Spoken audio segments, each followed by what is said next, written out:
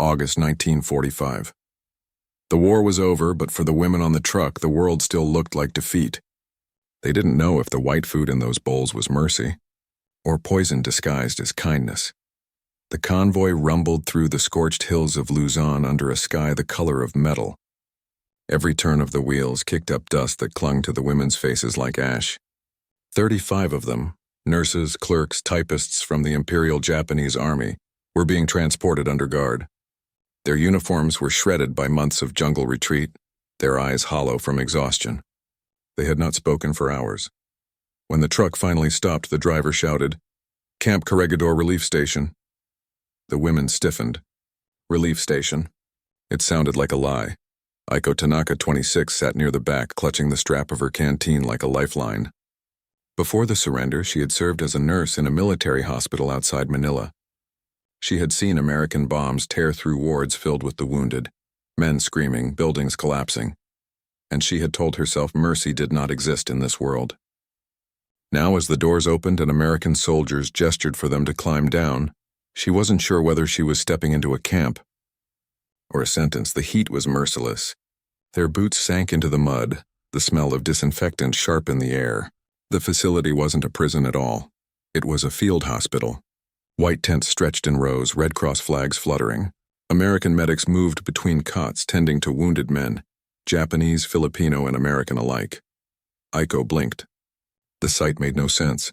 How could enemies lie side by side under the same canvas? "Line up here," ordered a female voice. It wasn't harsh, just firm. The woman wore khaki fatigues, her hair pinned under a cap marked with a red cross. "I'm Lieutenant Evelyn Carter, U.S. Army Nurse Corps. You'll be given water, rations, and medical inspection." The Japanese women exchanged uneasy glances. None moved until Aiko took the first step forward. Inside the mess tent, the air was heavy with steam. Metal trays clattered. American nurses ladled a thick white mixture into bowls, something that looked like congee but smelled faintly of sugar and milk. The scent was alien. Sweetness had become a memory from another lifetime. The women stared at the bowls placed before them. The liquid glistened pale under the dim light. Aiko frowned. "Nan desu ka kore? What is this?" The nurse smiled. "That's rice pudding." Rice pudding? The phrase sounded absurd. Rice was sacred, rationed, never wasted on sweetness. And pudding, a luxury word.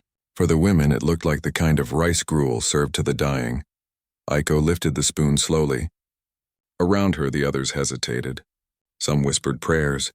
Others stared at the Americans, half expecting mockery. She tasted it, warm, soft, sweet. Her throat tightened. It wasn't poison. It wasn't even medicine. But she couldn't swallow the meaning behind it. Why would the victors feed their enemies dessert?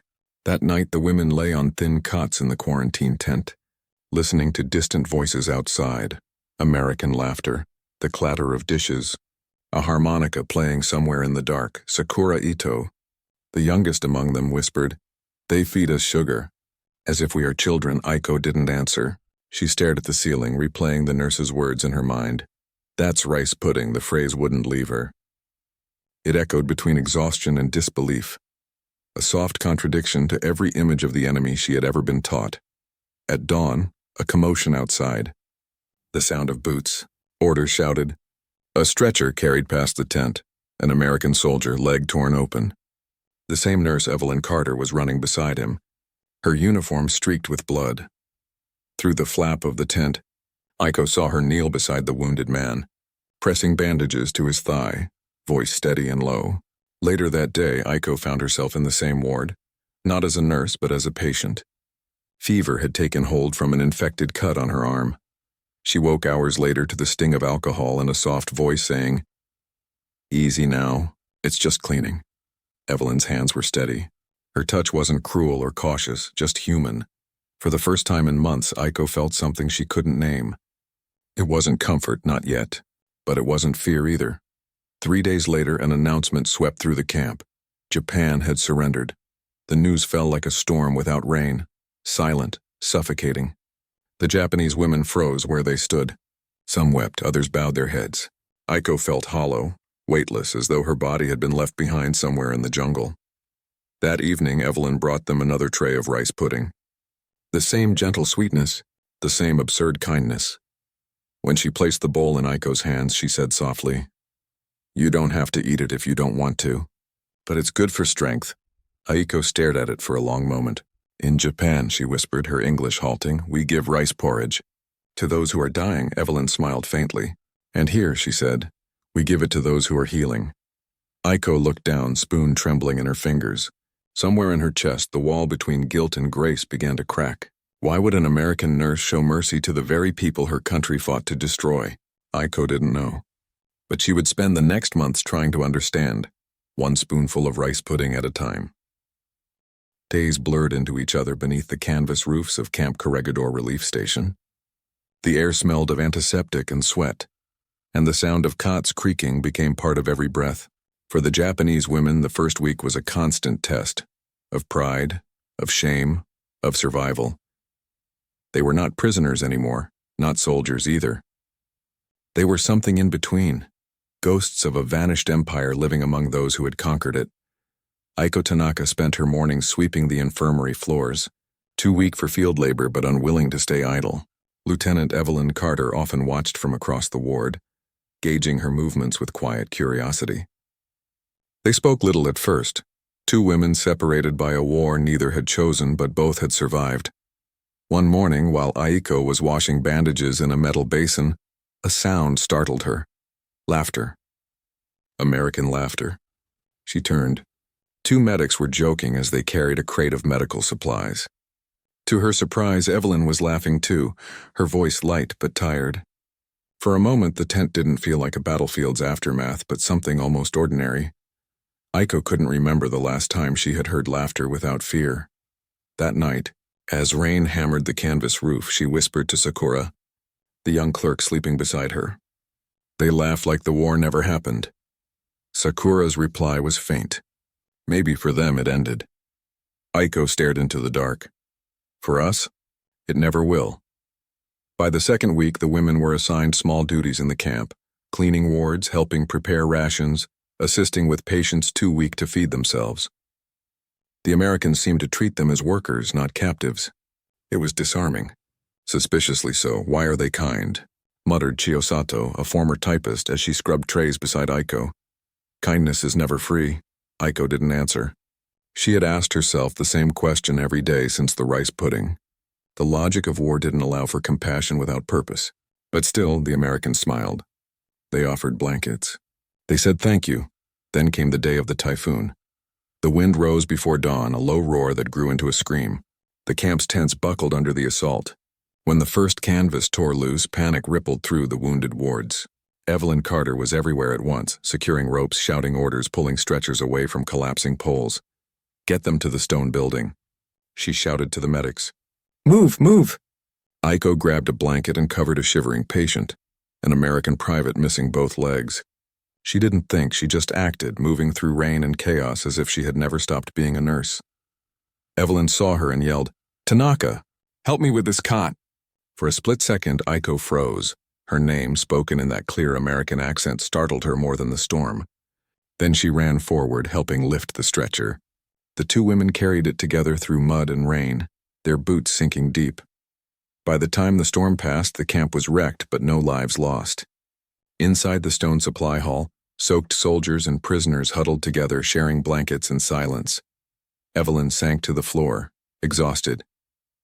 Aiko sat a few feet away, dripping, shaking, staring at the American nurse who had just risked her life for everyone, enemy and ally alike. "Why?" Aiko whispered in Japanese, though she wasn't sure Evelyn could hear her.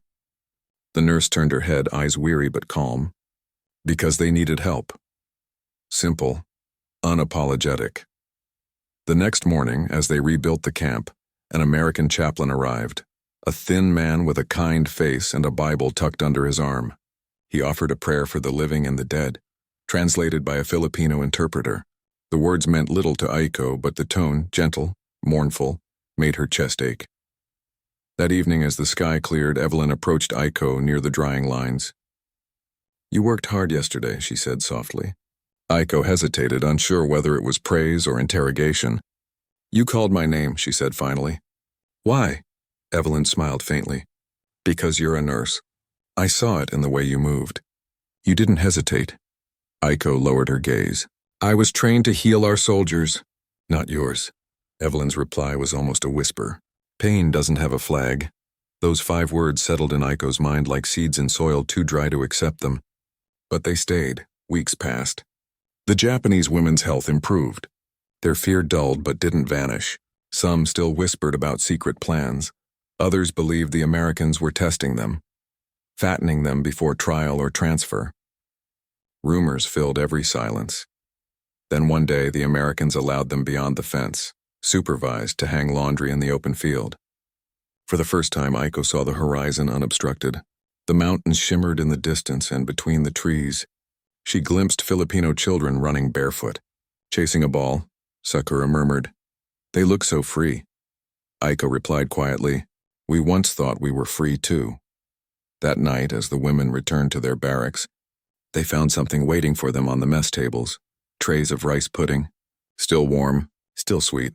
A note beside the tray read, "For those who helped rebuild the wards. Thank you, no signature, no orders, just gratitude." The women stood frozen. Chio crossed her arms. "It's manipulation," she said. "They make us forget who we are." But Aiko picked up her spoon anyway. "Maybe," she said softly. "They're helping us remember who we could be." She ate slowly, each bite both comfort and confession. For the first time since capture, the Japanese women were not starving, not beaten, not despised. But none of them could decide if mercy was more frightening than hunger. And for Aiko Tanaka, mercy had a face. The American nurse who had given her back the will to live. 3 months after the storm, the air around the relief camp began to feel almost normal. Chickens clucked between tents. A makeshift vegetable garden grew near the fence, tended by both Japanese and Filipino hands. For the first time, there was laughter that didn't feel out of place, but normalcy was a fragile illusion. Every night, the guards still counted the prisoners. Every morning, the women still woke to the sound of bugles and boots. Freedom had a scent, the salt of the distant sea, and it lingered just beyond the barbed wire. Aiko Tanaka had begun keeping a small notebook, hidden under her cot. Its pages were filled with fragments, sketches, words in 2 languages, bits of English phrases Evelyn Carter had taught her. "How are you feeling? Be careful. You did well. It wasn't defiance. It was survival." Writing made her feel human again. Evelyn noticed her scribbling one afternoon while checking the wards. "You write beautifully," she said, smiling. Aiko froze. "You can read it?" "Not a word," Evelyn admitted with a grin. "But I can tell when someone's writing from the heart." That night, Aiko added one more sentence in Japanese. "She looks at me as if the war never happened." Weeks later, the first mail shipment arrived. Letters from Tokyo, from Osaka, from homes that barely existed anymore. The women lined up, trembling as the American clerk called names. "Tanaka, Aiko." She stepped forward. The envelope was thin, water-stained, the ink faint. Inside was her mother's handwriting, and shaky, broken by hunger and grief. "My daughter, your father is gone. The city burns every night. The Emperor's voice told us to stop fighting. I pray that you are safe, though I do not know where you are. If you live, live kindly. Mother." Aiko read the letter until the paper began to crumble. Then she folded it neatly and pressed it to her heart. Across the barracks, others wept openly.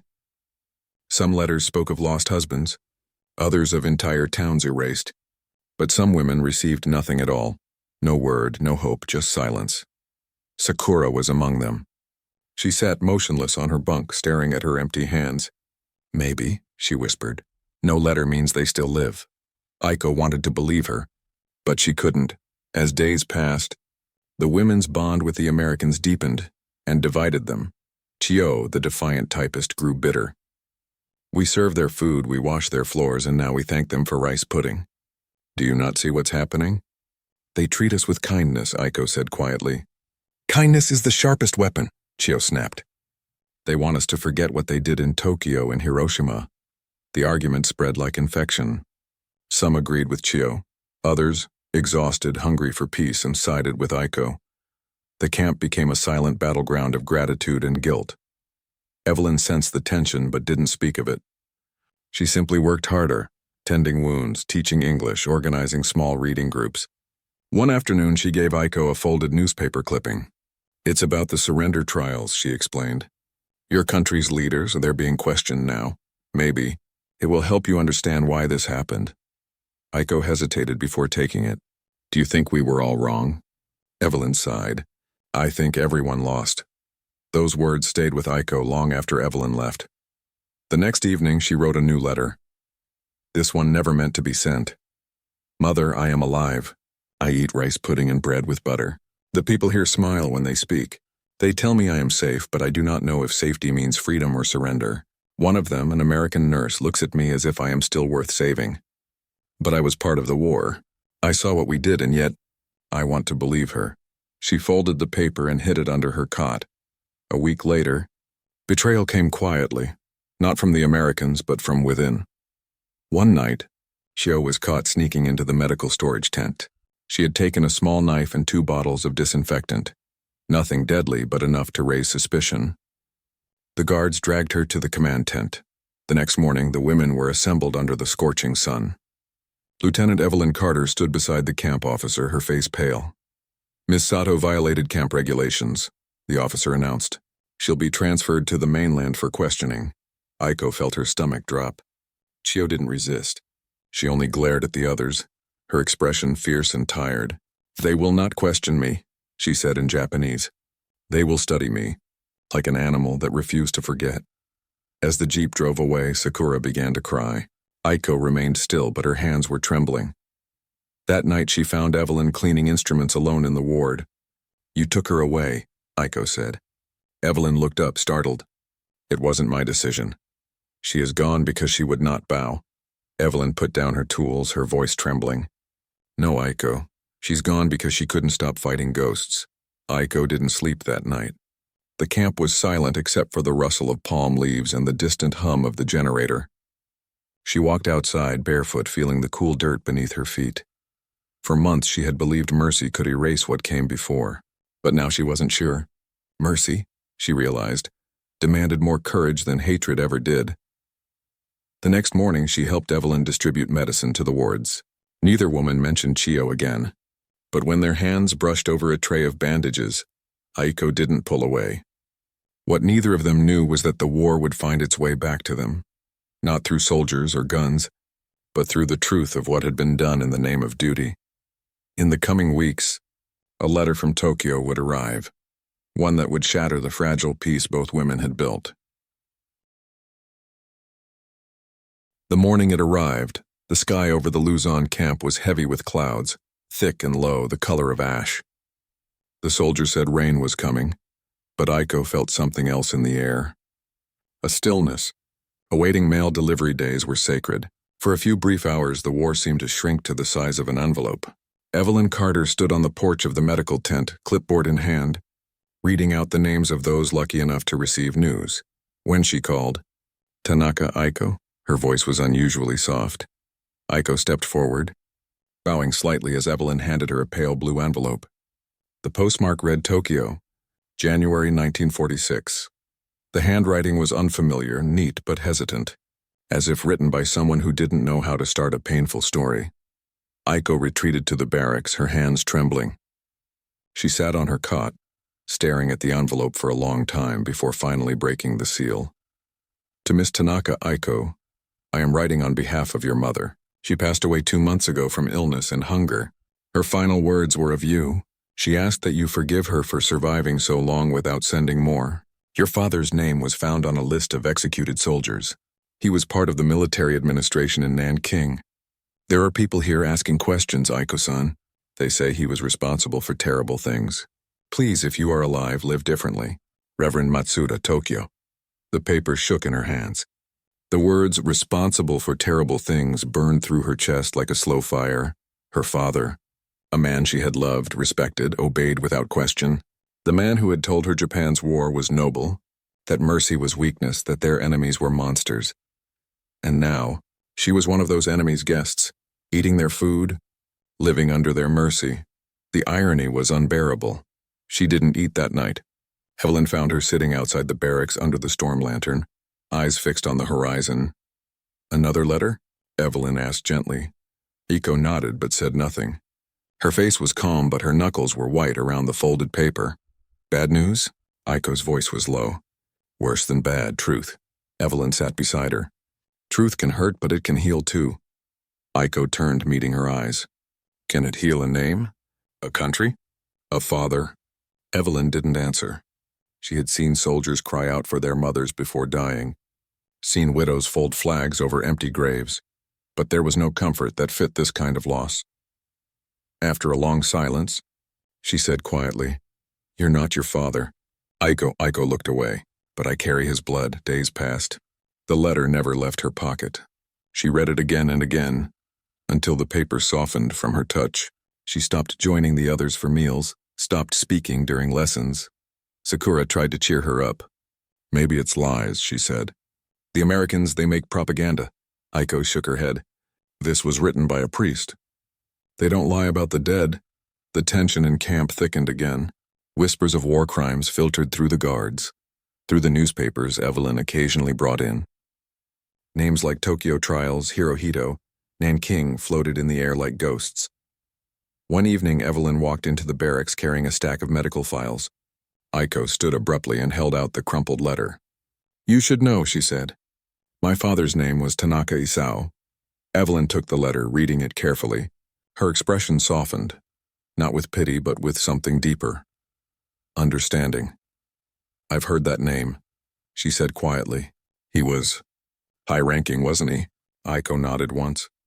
You see now why I cannot be forgiven. Evelyn folded the paper and handed it back. I see a daughter who's paying for her father's sins. But I served too, Aiko whispered. I sent codes from Tokyo. I knew what the bombs were for. Evelyn's jaw tightened. For a moment she wanted to argue, to tell her she was just following orders, like everyone else.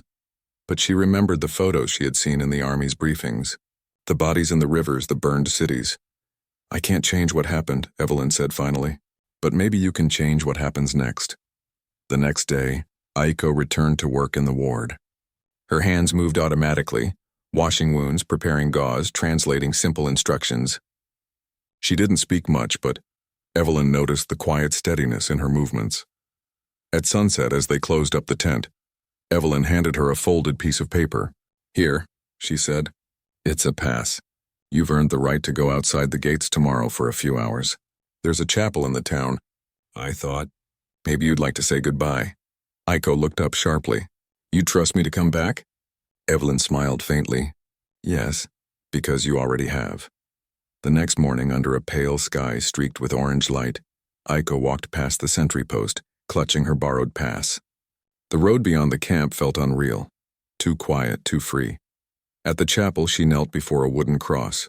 She didn't pray in the Christian way nor in the Shinto way. She simply whispered in Japanese, If forgiveness exists, let it find us, both the living and the dead. When she returned to the camp hours later, her eyes were red but clear. Evelyn met her by the gate, saying nothing. The silence between them was heavy, but it wasn't grief, it was release. That night, Aiko burned the letter behind the barracks. She watched the paper curl and blacken until the words disappeared into smoke. But as the embers rose, she whispered, I will live differently. She didn't yet know how, but fate was already arranging the moment that would test her vow. An accident in the camp infirmary that would force her to choose between saving an American life or walking away forever. The storm hit without warning. A tropical downpour turned the sky black, pounding the tin roofs until the whole camp seemed to vibrate. Inside the infirmary, lanterns flickered, their weak light barely cutting through the shadows. Evelyn Carter was on night duty, moving between the rows of cots where wounded soldiers and sick prisoners lay sleeping. The air smelled of alcohol, iodine, and wet earth. Aiko was there too, sweeping the floor, checking water jars. Her movements quiet and precise. At 2 a.m., the lightning struck. A blinding flash ripped across the sky, followed by an explosion that shook the ground. The smell of smoke filled the air. Not rain smoke, but fire. A guard burst into the tent shouting, Storage hut's hit. The medical stock, it's burning. Evelyn ran outside. The storm had torn open one of the nearby supply huts, and a stray spark from the generator had ignited the alcohol reserves. Flames leapt high into the night, licking at the rain, roaring like a living thing. "Buckets," someone shouted. "Get the men out!" But there were men still trapped inside. Without thinking, Evelyn grabbed a soaked blanket and ran toward the hut. She could hear coughing, screaming, a soldier shouting for help. The heat was unbearable, the smoke choking. She stumbled, nearly blinded. Then a shadow passed beside her. Aiko. She had followed without hesitation, wrapping her own scarf around her mouth, eyes narrowed against the heat. "Stay back," Evelyn gasped, but Aiko shook her head. "You can't carry him alone." Together they pushed through the smoke. A beam cracked above them, scattering sparks across their shoulders. Evelyn spotted the wounded soldier, Private Harrison, pinned under a fallen crate. The fire was closing in fast. Aiko dropped to her knees, shouting over the roar, "On three!" They heaved. Once, twice. The crate shifted, then rolled free. Harris was limp, coughing weakly. Evelyn grabbed his arms, Aiko his legs, and together they dragged him toward the doorway. A burning plank collapsed, blocking their path. For a moment, Evelyn froze, panic clawing at her throat. Then Aiko moved first. She lifted the plank with her bare hands, fire biting into her palms. She screamed, but didn't stop until the path cleared. They burst through the smoke, collapsing into the mud outside. Rain hissed as it hit the flames. Soldiers rushed to pull Harris away and smothered the fire with tarps. Evelyn coughed violently, chest heaving. When she looked up, Aiko was sitting in the mud, hands blistered, skin scorched, staring blankly at the ground. "Aiko!" Evelyn crawled to her side. "Your hands, it's nothing," Aiko whispered hoarsely. "He's alive." That's enough. By dawn the fire was out. The hut was gone, a black skeleton against the gray horizon. Aiko's burns were severe, raw red welts across both hands and wrists. Evelyn insisted she stay in bed, but Aiko refused. "There are others worse," she said, trying to hide the tremor in her voice. Colonel Adams, the camp's commanding officer, visited that morning. A hard man, known for his strictness, he stood beside Aiko's cot, expression unreadable. "Sergeant Carter tells me you ran into the fire," he said. "Yes, sir," Aiko answered quietly. "Why?" She hesitated. "Because someone was inside." The colonel studied her for a moment, then nodded once. "You disobeyed camp protocol, but you saved an American soldier's life. I'll see that you're commended for it." When he left, Aiko turned to Evelyn. "Commended?" she said bitterly. "For doing what anyone should do?" Evelyn smiled faintly. "Not everyone does." That evening, the camp was unusually quiet. The storm had passed, leaving behind a stillness that felt sacred. Evelyn sat beside Aiko's cot, wrapping her bandages again. The smell of burned skin hung faintly in the air. "You could have died," Evelyn said softly. "So could you," Aiko replied. Evelyn looked down at her hands, at the careful way she moved. "Why did you come back for me, Aiko? You could have run. No one would have stopped you in that chaos." Aiko's eyes met hers, tired but calm. "Because I wanted to be someone else," Evelyn frowned. "Someone else?" "Yes," Aiko said, voice trembling. "Not my father's daughter. Not an enemy, just someone who saves, not destroys." The simplicity of it broke Evelyn's composure. She blinked hard, looking away. 15 years later, summer of 1960. The war was long over, but its shadow still stretched quietly through lives that had been changed forever. In a small town outside Kyoto, a soft bell chimed from the doorway of a narrow shop. Inside, rows of wooden shelves held jars of tea leaves, dried herbs, and spices. Behind the counter stood Aiko Tanaka, her hair now streaked with gray, her movements calm and measured. She greeted each customer with a quiet smile, the kind that carried both apology and peace. The years had carved lines into her face, but not all of them were sorrow. Some spoke of survival, some of gratitude. She had rebuilt a life here, one built on care and nourishment. Her shop was known for serving the best rice pudding in the district, soft, warm, sweet, and faintly scented with cinnamon. She always told visitors, "It is not Japanese, but it comforts the heart." Few ever guessed the story behind it. That morning, Aiko was cleaning the tables when the bell chimed again. She turned expecting a regular customer, but the woman who stepped inside was foreign, tall, light-haired, her blue dress faded from travel. For a moment, neither spoke. Then the stranger smiled gently.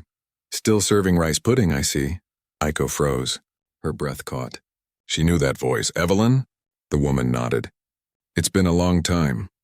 They sat across from each other at the small wooden table by the window. The air outside shimmered in the Kyoto summer heat, but inside the silence was cool and full of memory. I heard about your shop, Evelyn said softly, tracing the rim of her teacup. A missionary nurse in Osaka told me there was a woman who made American rice pudding with Japanese grace. I knew it had to be you. Aiko laughed quietly, though tears gathered in her eyes. And you? You came all the way from Texas to find it again? Evelyn smiled. I came for the taste and for an old friend I never forgot. As Aiko prepared the pudding, Evelyn watched her carefully, the same way she used to in the camp infirmary. The gentle stirring, the patience, the stillness in motion. Aiko served it in 2 small porcelain bowls, setting them down with quiet reverence. It's different now, she said shyly. I make it with less sugar, but more heart. Evelyn took the first bite. For a moment the years dissolved. The war, the fences, the fear. She was back in that humid tent, handing a tin cup to a frightened young prisoner who didn't understand what mercy tasted like. Aiko watched her reaction carefully. Is it the same? Evelyn set her spoon down, her voice trembling. It's better. They talked for hours. About the lives they'd built, the people they'd lost, and the strange way time had softened the hardest memories. Evelyn told her she'd retired from nursing, that she now worked at a small community clinic in Dallas, helping the children of immigrants find care and dignity. You taught me that kindness isn't one nation's property, she said. It's a language that survives war. Aiko looked down at her hands, the faint scars still visible along her palms. And you taught me that enemies can heal each other. Outside, the sun dipped behind the mountains, casting long amber light across the shop. Evelyn reached into her bag and pulled out a small, dented tin cup, the same one she had once given Aiko in the camp. I kept it, she said. All these years. Thought maybe one day I'd return it. Aiko covered her mouth, overcome. You saved it? Evelyn smiled. No, you did. I just carried it. The shop grew quiet again. Aiko stood and poured 2 cups of green tea. Do you ever think about that night? She asked. The fire? Every time I hear thunder, Evelyn admitted. But I also remember what you did. Aiko shook her head. We both survived because we stopped being what the war said we were. The simplicity of her words hung between them. True, and heavy with years of meaning. Later, as they stood outside, the sky darkened into the soft purple of evening. Aiko walked Evelyn to the gate. Fireflies floated above the rice paddies beyond the path, glowing like small spirits. I never thanked you properly, Aiko said.